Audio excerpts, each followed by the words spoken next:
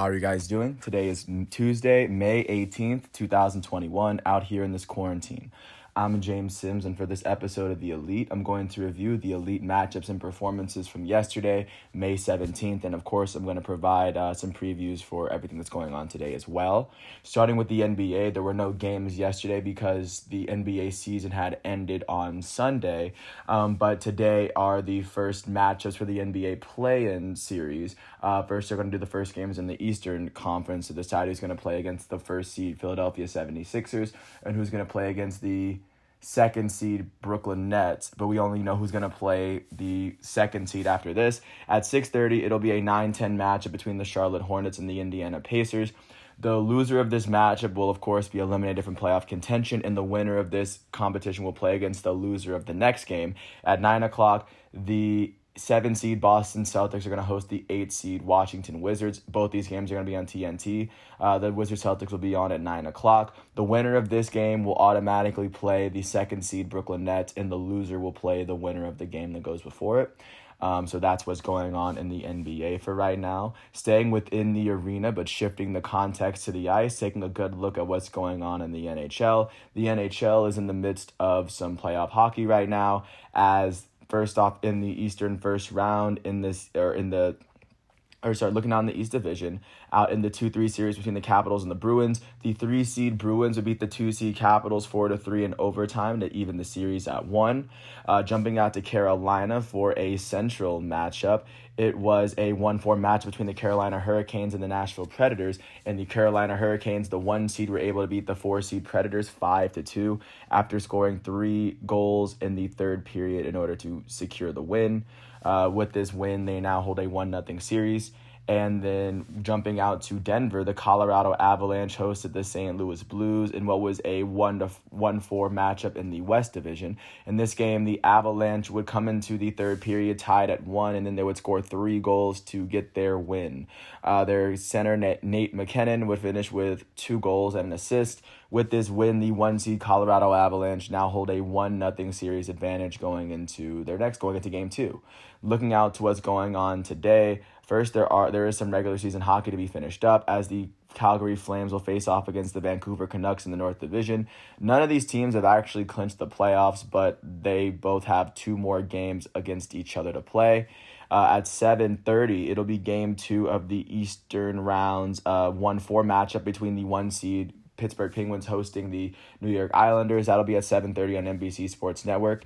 At 8 o'clock, the Islanders actually hold the 1-0 advantage over the 1-seed Penguins right now. And so now, jumping out to the Central Division, the Florida Panthers, the holders of the Central Division 2nd seed, are going to host the Tampa Bay Lightning, the 3rd seed in that division, on CNBC. Tampa Bay currently leads the series by 1 as Florida hosts them again, looking to even up the series. And then at 10 o'clock on NBC Sports Network, the Las Vegas Golden Knights, the number 2 seed in the Western Division, are going to host the Minnesota Wild, the 3rd seed. And right now, the Minnesota Wild currently lead that series 1-0.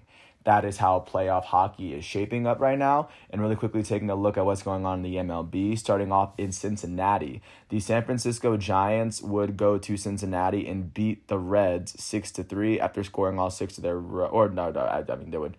they would hold the Giants roughly scoreless for the first 6 innings.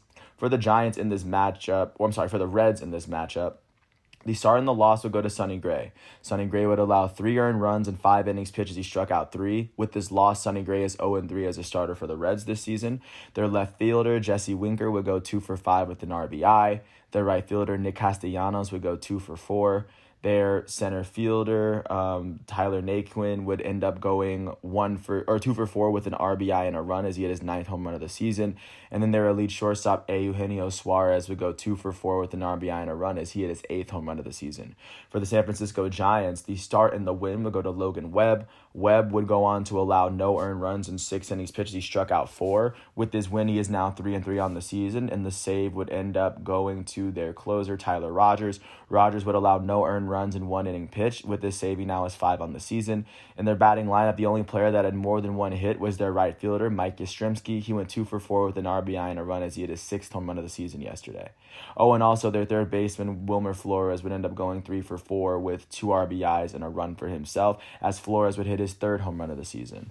With this win, the San Francisco Giants are now 25-16. That is currently the best record in the NL West, and at the moment, win percentage-wise, that is the best record in the National League, and that is the second best record win percentage-wise in the MLB to the Chicago White Sox. They currently sit half a game over the second-place San Diego Padres in the division with this win, and with this loss, the Cincinnati Reds are now 19-20. That is the 4th best record in the National League Central, as they now trail the St. Louis Cardinals by 3 games in the division. Jumping out to Atlanta, the Atlanta Braves hosted the New York Mets, and the Mets would beat the Braves 3-1, as both teams were held scoreless for the first 6 innings of the game. For the Atlanta Braves, the start and the loss would go to Max Fried. Max Fried would allow 1 earned run in 6 innings pitched as he struck out 8. With this loss, he is now 1-2 on the season, and nobody on the Atlanta Braves was able to log more than 1 run, as Austin Riley hit his 4th home run of the season, the only run of the game. For the New York Mets, the start went to Taijuan Walker. Walker would allow no earned runs in 3 innings pitched as he struck out 2, only allowing 1 hit. The win will go to the New York Mets' first relief pitcher, Sean Reed-Foley. Reed-Foley would allow no earned runs in 3 innings pitched. He struck out 5. With this win, Reed-Foley is 1-0 as a relief pitcher. And then their closer, Edwin Diaz, would allow no earned runs in 1 inning pitches. He picked up his 6th save of the season. The only player on the Mets who had more than 1 hit was their catcher. In this game, their catcher was Tomas Nido. Nido will go 3 for 4 with 2 runs on the day. And with this win, the New York Mets are now 19-16. That is the best record in the National League West, or National League East, win percentage-wise, as they currently sit 1 game ahead of the second-place Philadelphia Phillies. With this loss, the Atlanta Braves are now 19-22. That is the 3rd best record in the National League East, as they now trail the Mets by 3 games in the division. Jumping out to Chicago, the Chicago Cubs hosted the Washington Nationals, and the Cubs were able to pull up a 7-3 win, giving Alzolay his 2nd win of the season over former Cub John Lester. Like I said, the start and the loss for the Washington Nationals would go to John Lester, the former Chicago Cubs pitcher. He would allow 5 earned runs and 5.1 innings pitched as he struck out 4. With this loss, Lester is 0-2 on the season. In their batting lineup, the only player that had more than 1 hit was their first baseman, Josh Bell, who went 2 for 3 with a run on the day. For the Chicago Cubs, the start and the win would go to Adbert Alzolay. Alzolay would allow 3 earned runs in 5 innings pitched. He struck out 3. And in their batting lineup, their catcher, Wilson Contreras, would go 2 for 4 with an RBI and 2 runs on the day as he hit his 8th home run of the season. Their first baseman, Anthony Rizzo, would go 2 for 3 with an RBI and a run. Their elite shortstop, Javier Baez, would go 1 for 4 with an RBI and a run as Baez hit his 9th home run of the season. And then their right fielder, Jason Hayward, would go 2 for 4 with 3 RBIs and a run as Hayward hit his 4th home run of the season yesterday. With this win, the Chicago Cubs are now 20-20. That is the 3rd best record in the National League Central, as they trail the St. Louis Cardinals by 2.5 games. With this loss, the Washington Nationals are now 16-21. That is the worst record in the National League East, as they now trail the New York Mets by 4 games in the division. Jumping out to Minneapolis, the Minnesota Twins hosted the Chicago White Sox, and in this matchup, the White Sox would beat the Twins 16-4. For the Minnesota Twins in this matchup, the start and the loss would go to J.A. Happ. Happ would allow 6 earned runs and 3.2 innings pitched. He struck out 1 on the day.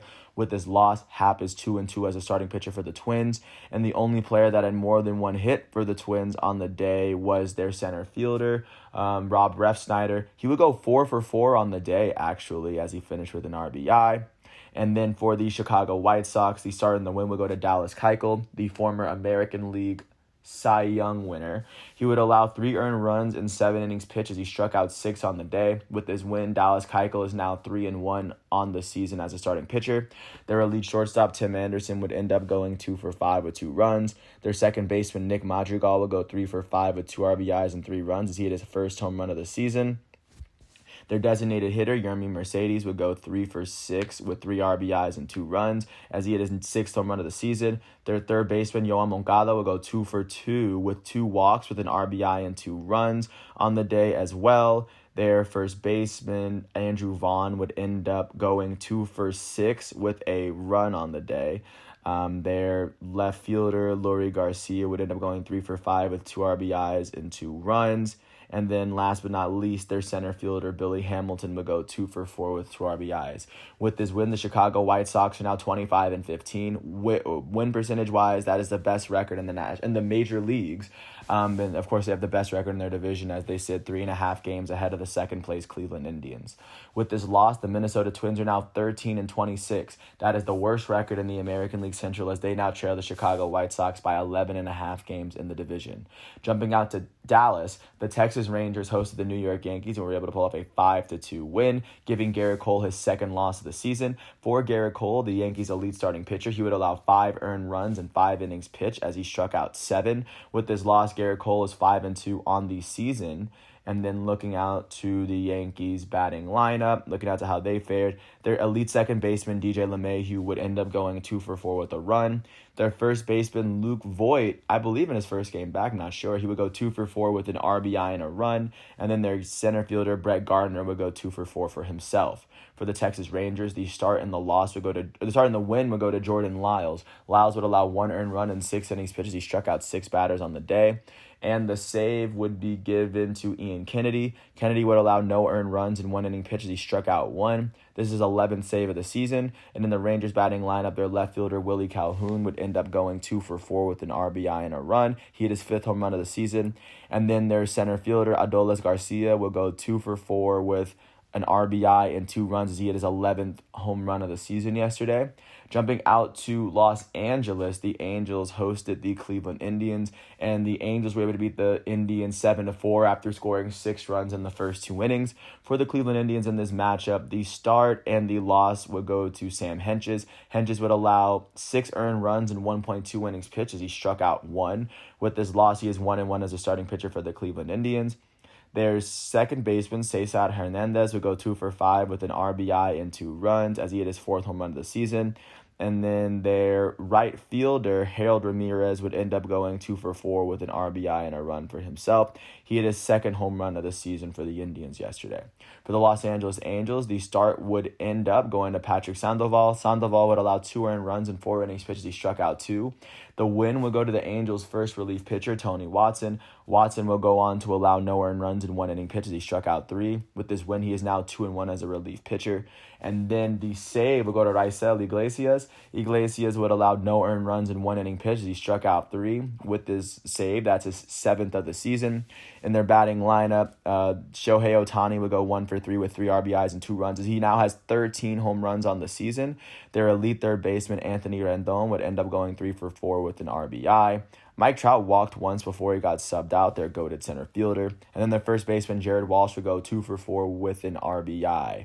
With this win, the Los Angeles Angels are now 18-22. That is the 4th best record in the American League West, as they now trail the Oakland Athletics by 6 games in the division. And with this loss, the Cleveland Indians are now 21-18. That is the 2nd best record in the American League Central, as they now trail the Chicago White Sox by 3.5 games in the division. Jumping out to Los Angeles in Dodger Stadium, the Dodgers hosted the Arizona Diamondbacks and were able to pull off a 3-1 win as Walker Buehler picked up his 2nd win of the season. For the Arizona Diamondbacks, the start and the loss would go to Madison Bumgarner, a player that the Dodgers are not very fond of. He would allow 2 earned runs in 4 innings pitched as he struck out 5 on the day. With this loss, Madison Bumgarner is now 4-3 on the season. And then in their batting lineup, the only player that had more than 1 hit for their team was Josh Rojas, their right fielder, who would go 2 for 4 on the day. For the Los Angeles Dodgers, the start and the win would go to Walker Buehler. Buehler would allow no earned runs and only 1 hit in 7 innings pitched. He struck out 7 on the day. With this win, Walker Buehler is now 2-0 on the season, and Kenley Jansen, allowing no earned runs in 1.1 innings pitched, picked up his 8th save of the season yesterday. In their batting lineup, their catcher, Will Smith, would go 2 for 4 with an RBI and 2 runs as he hit his 4th home run of the season, the only home run of the game, by the way. And then their shortstop, Gavin Lux, would end up going 2 for 3 with an RBI. With this win, the Los Angeles Dodgers, the defending World Series champs, are now 23-18. That is the 3rd best record in the National League West, as they now trail the San Francisco Giants by 2 games in the division. And with this loss, the Arizona Diamondbacks are now 18-24. That is the 4th best record in the National League West, as they now trail the San Francisco Giants by 7.5 games in the division. Jumping out to San Diego, the Padres hosted the Colorado Rockies and were able to blank them 7-0, giving Yu Darvish his 4th win of the season. For the Colorado Rockies, the start and the loss would go to Jon Gray. Gray would allow 5 earned runs and 5.2 innings pitches. He struck out 1. With this loss, Jon Gray is now 4-4 on the season as a starting pitcher. And then their batting lineup, their center fielder Garrett Hampson would end up going 2-4 on the season. For the San Diego Padres, the start and the win would go to their elite starting pitcher, Yu Darvish, who allowed no earned runs in 7 innings pitches. He struck out 10.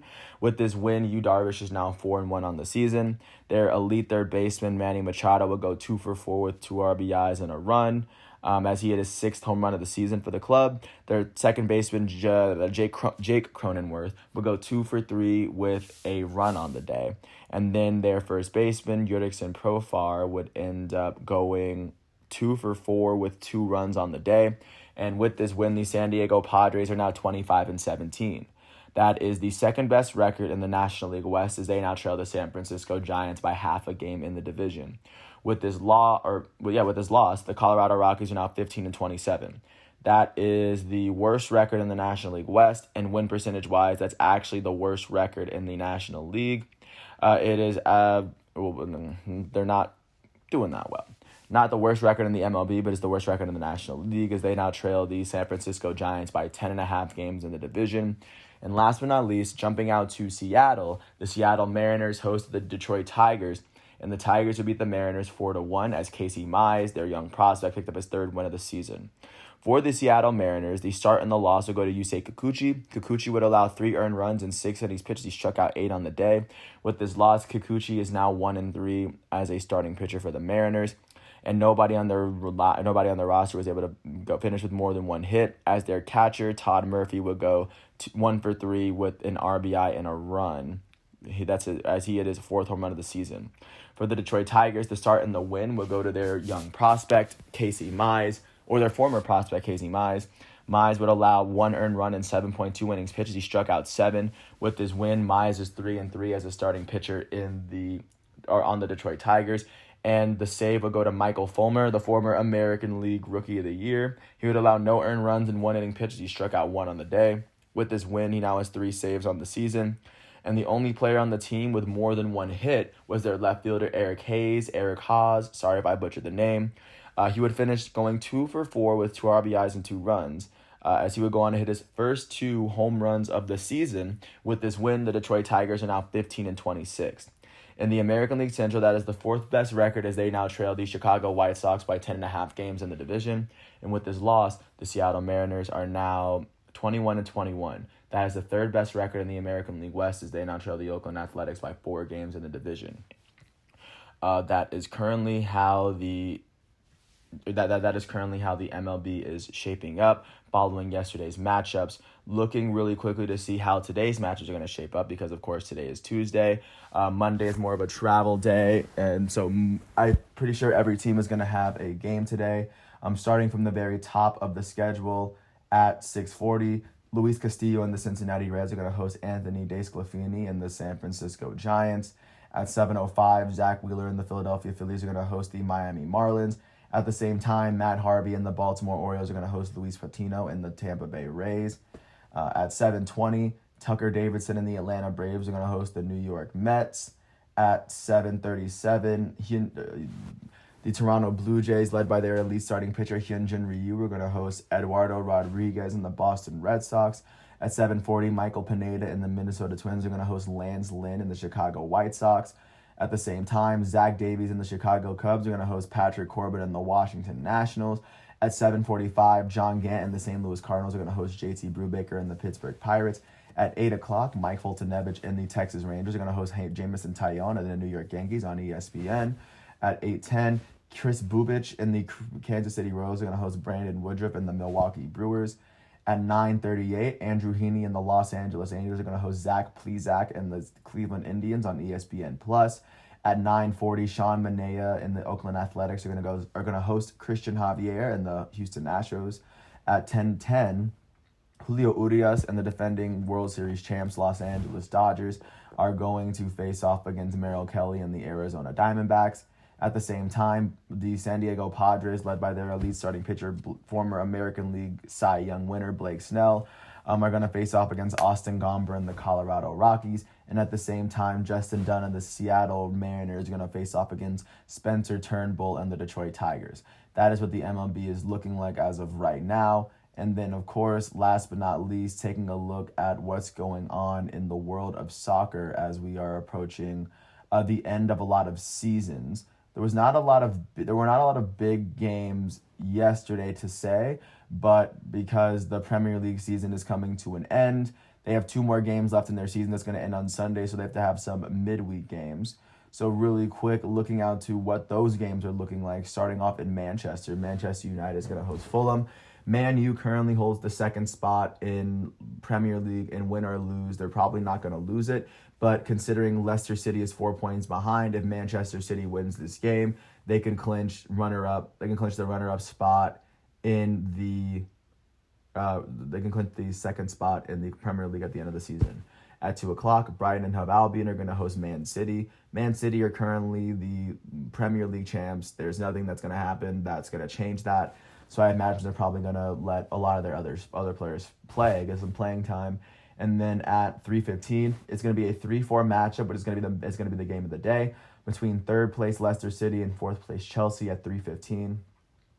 A win would probably do a really good job of securing either team within the Premier League. Just to note, Liverpool is 1 point behind Chelsea, so a win, loss, or a draw, like a draw or a loss could really mean that one of these teams could fall out, and that's just how the schedule rolls. And then that's currently what soccer is looking like. That's what the world of sports is looking like for today, Tuesday, May 18th, 2021. And once all of today's matchups and exhibitions are done, I will come back tomorrow, Wednesday, May 19th, 2021, for another episode of The Elite. Until then, I want to thank you once again for listening to all 21 minutes of this piece. I hope all is well, and peace out. I'll catch you tomorrow. This is The Elite. I'm James Sims. Thanks for listening.